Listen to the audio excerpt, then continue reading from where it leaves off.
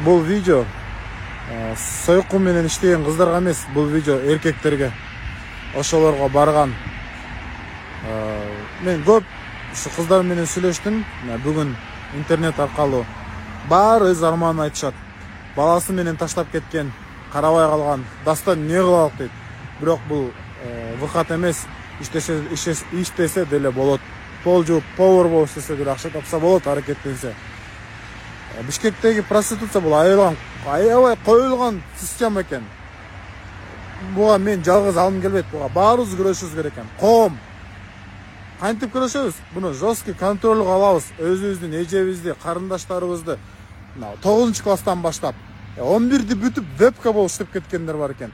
Таң каласың, мына маани берсеңер болот. Бишкектер үчүн кымбат машиналарды айдап алышат. Баары эмес. Акча каяктан? Кымбат телефон кийинип калат, чет жакка заграница эс алып кетет. Эн аталар, тайке жээндер, байкелер, контролдобойсуңарбы? Биз слабый болуп кеттик. Тажиктер, өзбектер мага жазып атат. Кыргыздын кыздары давалка дейт, Москвада негрлар менен эле кыргыздар иштейт дейт.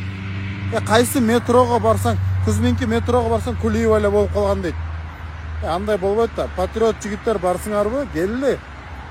Мына эми батырлыгыңарды көрсөткүлө. Экранын ар жагында эмес. Момдай өзүңөрдүн муштум менен эмес, только өзүңөрдүн эркектик сыпатыңар менен көрсөткүлө. Урбагыла эч качан. Андан кийинки Турцияда кыргыздын кыздарын экинчи сорт көрөткөн.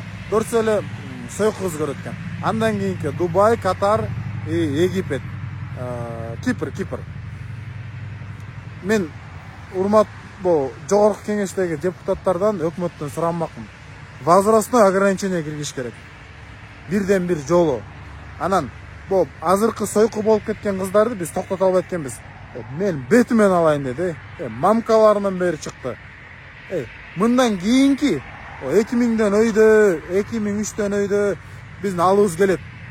Ошолорго иштесек болот. Анткени кыз сенде да бар, менде да бар. Күрөшөлү бүгүндөн баштап. Аябай өкүнүчтүүсү. Бишкекте азыр любой кызды, любой эмес, кечирим сурайм.